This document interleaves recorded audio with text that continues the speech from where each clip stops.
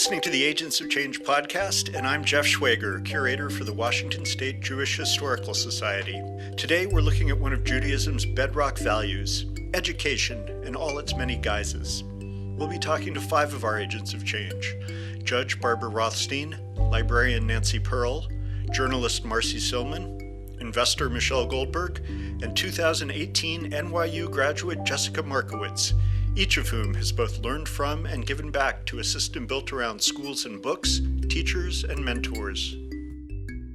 I was very fortunate to have excellent teachers. I went to a Brooklyn Public High School, and a lot of them were people who were the fact that they were teaching in a Brooklyn Public High School says a lot about them and their values, and they imported that, I don't want to say to us, because I don't know that all the students felt it, but certainly I picked it up. That's Judge Barbra Rothstein, a senior U.S. District Court judge who has been on the bench between federal and state courts for more than 40 years. She grew up in Brooklyn in the 1940s and 50s, before women could reasonably dream of finding a place at the top of the legal profession, but she never let that stop her. Not even at Harvard Law School, which she attended in the mid-1960s, when her contemporaries were far more likely to marry a law student than be one. I don't take offense easily, okay? So if people were offended at my being there, I could care less, you know? There's no question that some of the faculty made women feel unwelcome.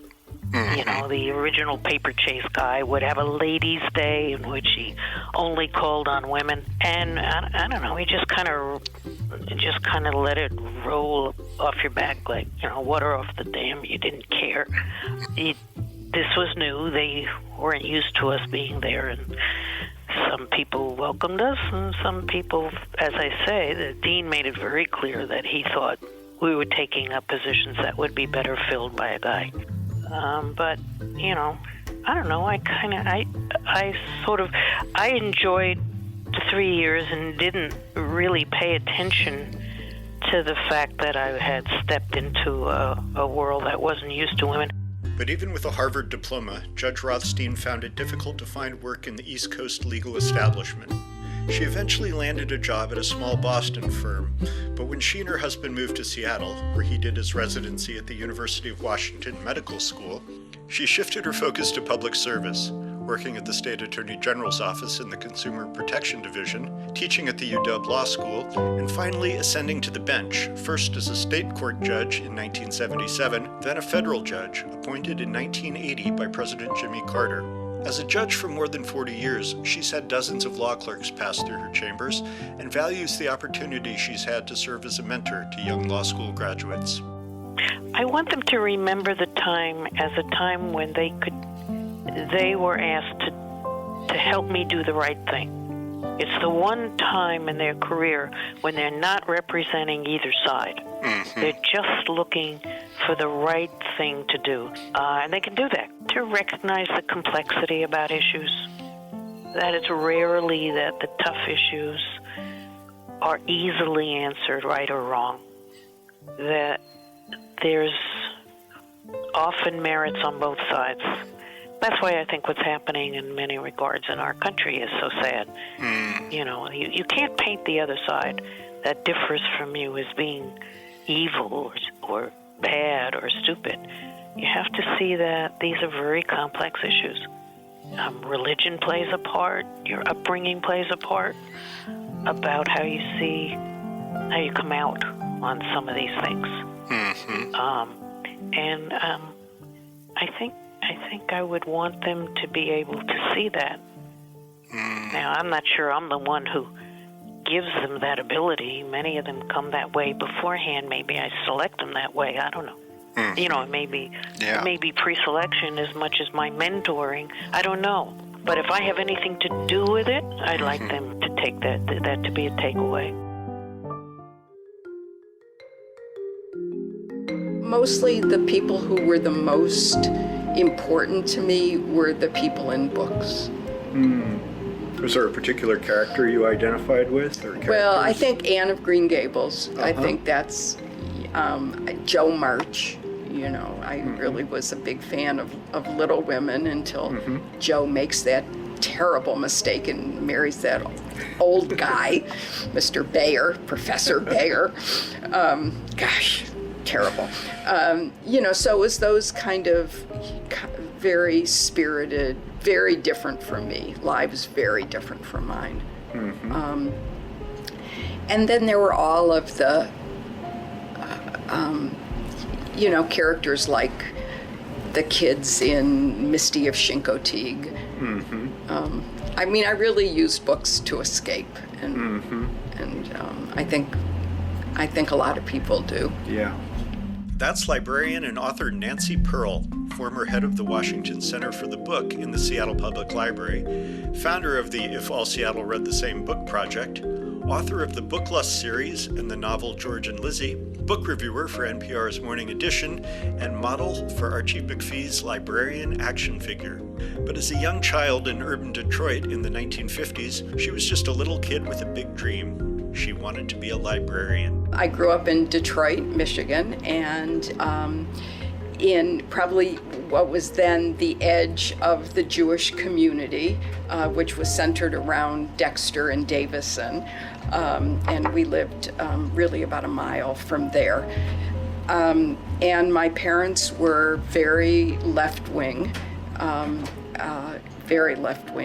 and did not, and strongly identified as being Jewish,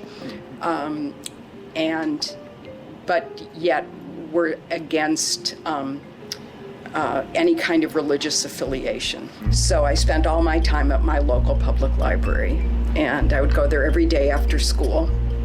I would ride my bike Charger, which I was one of those kids who named everything in my life. Charger was my bicycle. And I just grew up at that library. And those librarians, I have to say, were the nicest. They were the kindest people to me in my childhood. Mm-hmm. And I remember them with great fondness. And I became a librarian because I saw what reading could do and how it could give you the opportunity to be anyone and to go anywhere and to do anything. And I wanted to do good in the world, and I wanted to give that gift of books and reading to other children. Mm-hmm. So I knew when I was 10 that I was going to be a children's librarian. Wow. When I grew up, and I was.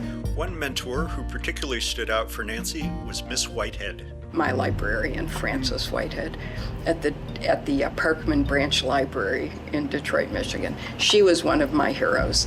You couldn't go into the young adult section or the adults section of the library, which were separated from the children's section by the circulation desk, a big circulation desk, until you were like 13, and you would get then a special card with maybe a green stripe on it that indicated you were allowed to go there.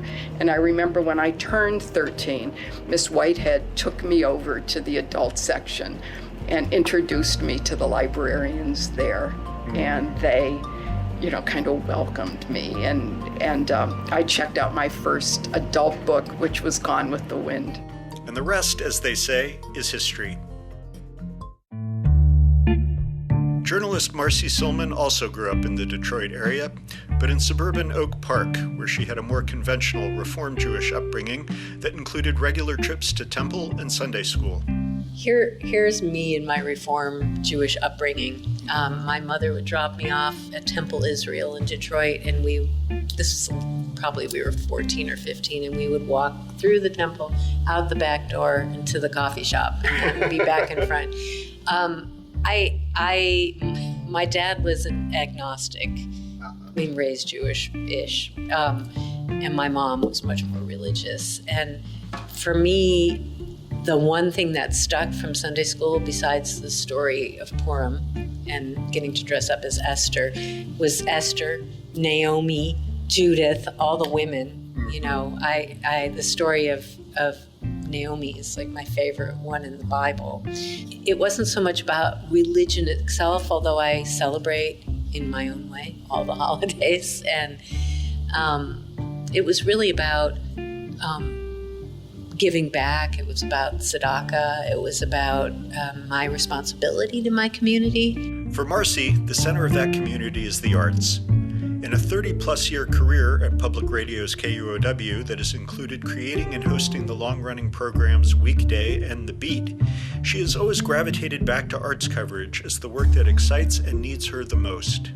I think people have looked at arts and culture as an add-on and a frill as opposed to really the one thing that unites us all. The art at its best is a spiritual thing, the same as religion. To me, it is my religion. So it's a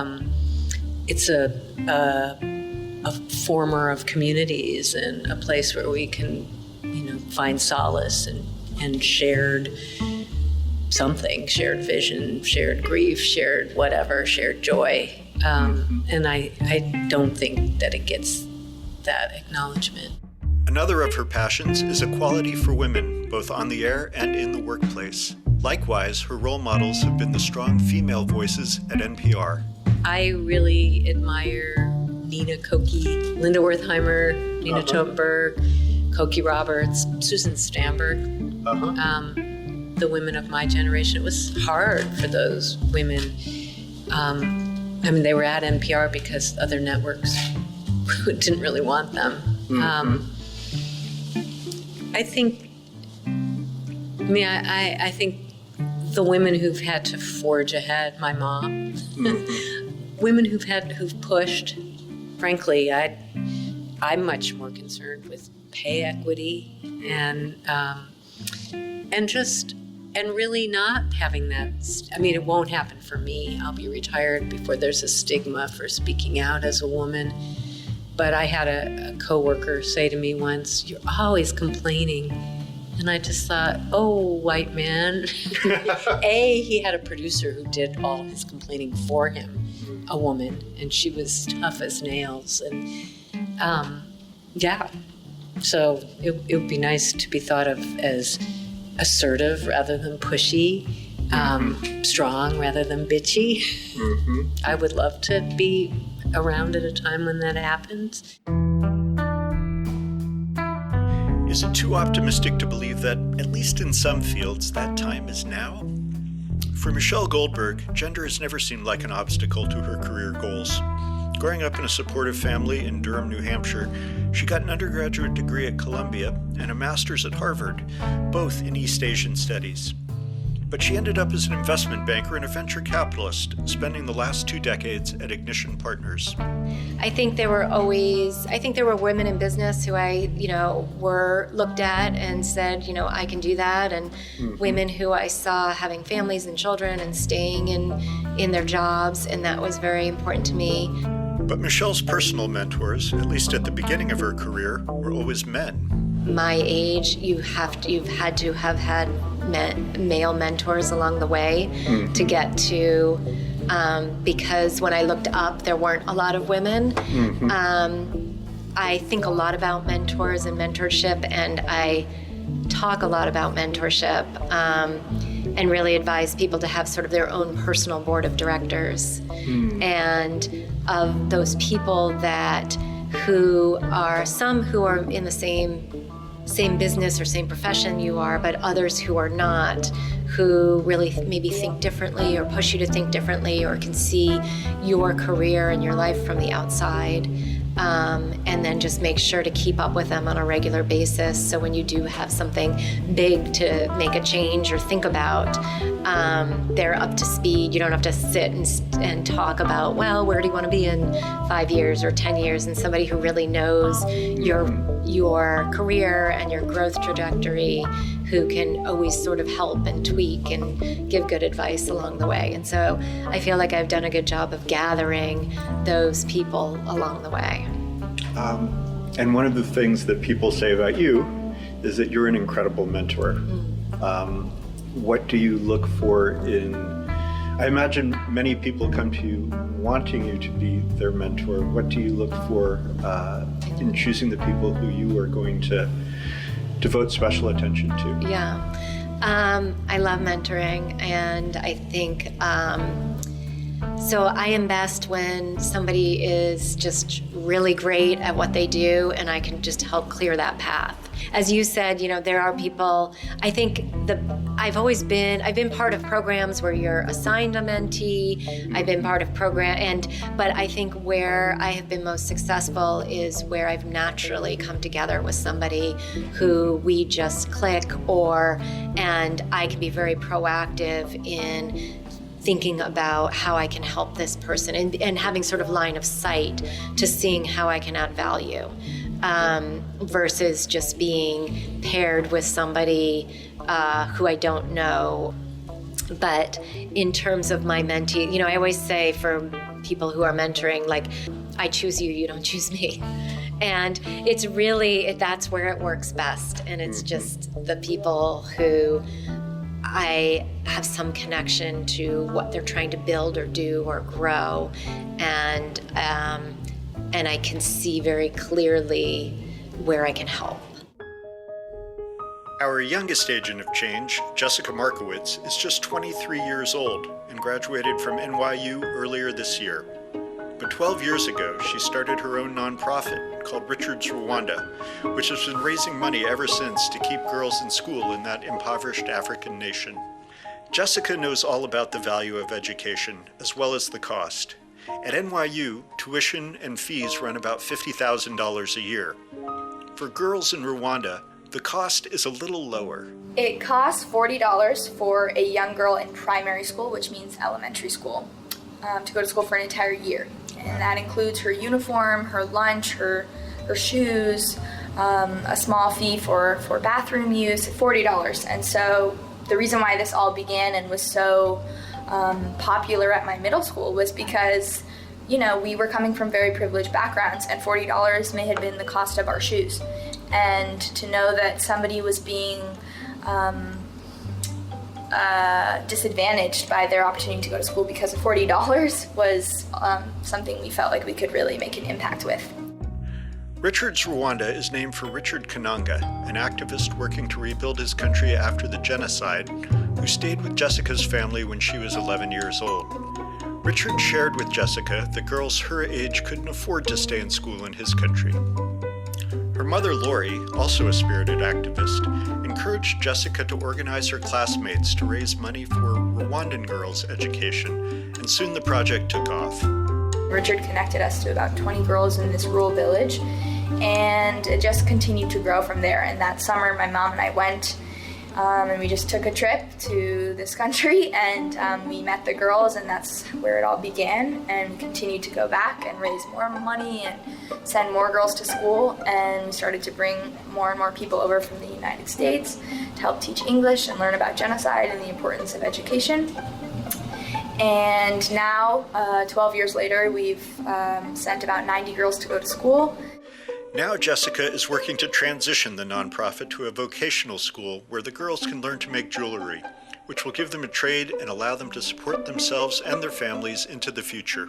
I think our goal, and my friends and I who are kind of helping to run this transition right now, we want to stay involved for as long as we can in international development and in creating impact. However, if we are involved in specifically this project until the end, have we really accomplished our goal? Because I think our goal isn't to implement our ideas and be in charge of this entire thing. It's just to be a helping hand to help provide that opportunity, and then for it to become sustainable without us. It's about young women who don't have the chance. And so once the chance is given, we no longer, need to be there because we've accomplished our goal.